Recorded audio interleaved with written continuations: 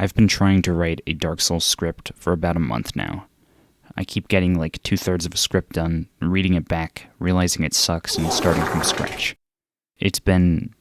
how do I put this? Do you remember how you felt in the Tomb of the Giants? Yeah, that's how I've been feeling for the past month. But on the bright side, I've been spending a lot of time thinking about the game, and while I may not have anything to show for it, I have fleshed out my opinions on it quite a bit.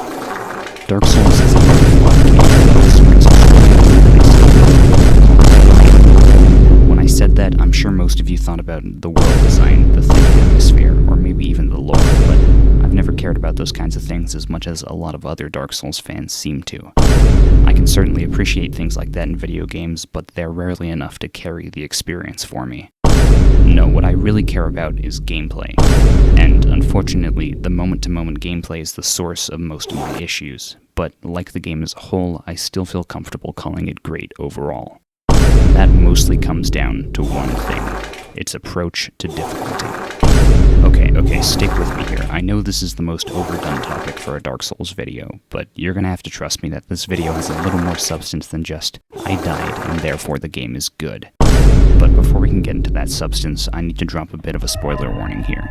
There's not too much of a story to spoil, but I will be showing footage of and talking about a number of areas and bosses. If you don't want to hear that, then thanks for watching and keep gaming gamers. Get out of here. Anyway, I'm not the kind of person who's a fan of difficulty for its own sake. I would guess most of you watching aren't that way either. There's a reason I'm not writing this. Most people can agree that a game being difficult doesn't automatically mean it's good. And with this in mind, Dark Souls' reputation is a bit of an issue. Before I'd played the game, my impression of it was mainly shaped by YouTube comments that said things like, "Yeah, I died to the Taurus demon 20 times in a row before I found a way to cheese him. It was awesome." I see the point of these stories. They're supposed to explain how the difficulty of the build-up made the inevitable victory that much sweeter, which is something Dark Souls difficulty does very well. But from the perspective of an outsider, I just thought, wow, this game sounds like it sucks, it just kills you a bunch. In fact, I would have probably never played it if my friend Hut hadn't assured me that it wasn't just a hard game, it was actually a good game as well. So if you're someone who hasn't played the game and apparently doesn't care about spoilers, let me tell you this. Dark Souls isn't just a rage game or anything like that. It actually uses its difficulty to enhance the experience, rather than to just make the player have a bad time. The difficulty in Dark Souls serves a few purposes. It keeps the player engaged, it helps immerse them in the game's world, and it enhances the event.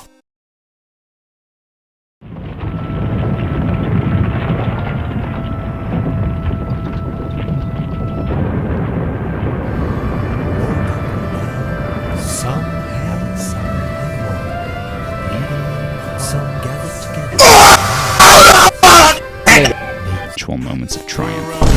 That's right, this video has a 9th grade level thesis statement. Watch to the end to see the works cited page. You won't want to miss it. In the meantime, let's talk about that first point. Let me ask you this. In terms of gameplay, what is the point of difficulty? What does it add? Because I don't think this is going to be a very controversial statement. Getting your ass kicked over and over again isn't the most fun thing in games. But just because something isn't very enjoyable doesn't mean it's not valuable. And in the case of difficulty, its value comes from the range of emotions it can create, ones you'd struggle to pull off without. Stress, fear, panic. Let's just say you don't really feel these things in Kirby's Epic Yarn.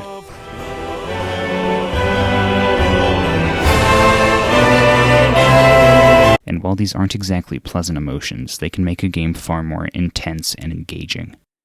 Of course, this kind of thing won't work for every game, but it does work very well for Dark Souls, where it keeps the player engaged despite its slower-paced gameplay. To demonstrate my point, let me try something. Let me show you a clip.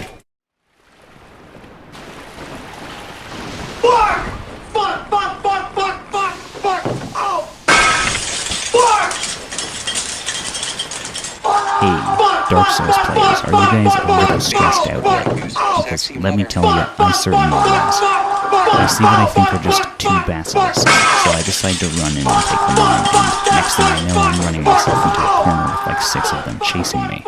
I'm whiffing swings, I'm hitting the walls, I'm panic rolling despite that being significantly slower than just sprinting. I'm truly terrified in this clip. Because, for those of you who don't know, these are the most dangerous enemies in the entire series. they successfully curse you, you'll have your max health halved until you get the curse purged, a significant hassle at this point in the game. While I luckily survived this encounter, my poor decision-making at the beginning almost had severe consequences. And that's the primary source of Dark Souls difficulty, and why its gameplay is so engaging. It's extremely punishing. Decisions you make now can be the difference between life and death later down the line.